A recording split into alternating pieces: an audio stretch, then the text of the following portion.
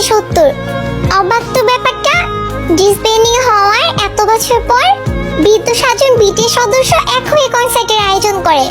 2024 সালে যেটা ছিল আমার স্বপ্ন, সেটা আজ আমার পূরণ হয়েছে। আমিও সেই কনসার্টে কোটি কোটি আর্মি ছিলাম আমরা। এখন মাত্র কিছু সংখ্যক আর্মি, সবার বয়সে 40 থেকে 50 প্লাস হবে।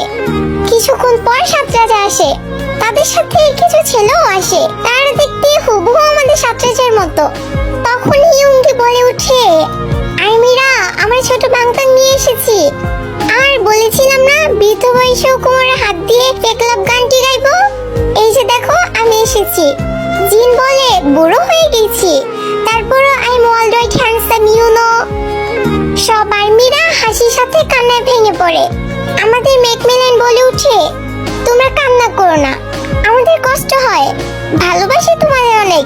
তাই তো দেখো এই বয়সে আমরা আবার এসেছি। জিহব বলে, I am your hope, you are my hope, I am জিহব। নামজুম বলে উঠে, ভালোবাসি আমি তোমাদের অনেক। থ্যাঙ্কস এত বছর পর আমাদের মনে রাখার জন্য। আমরা কোনোদিনও তোমাদের ভুলবো না, তোমাদের ভালোবেসে যাবো সারা জীবন। আর্মি এন্ড বিটিএস এর সম্পর্ক সারা জীবন থেকে যাবে, কখনোই এই বন্ধন ভাঙবে না। তারপর তারা একে একে অনেকগুলো গান গায়, সেই মনে করিয়ে দেয় পুরোনো দিনগুলোর কথা। এখন তাদের বিদায়ের পালা। কনসার্টের শেষের সময় সাতরাজা আমাদের কাছ থেকে বিদায় নিয়ে তাদের জীবন সঙ্গীদের কাছে চলে যায়। পিছন থেকে দেখছিলাম আর খুব হিংসা হচ্ছিল। আর মনে হচ্ছিল সাতরাজা শুধুই আমাদের।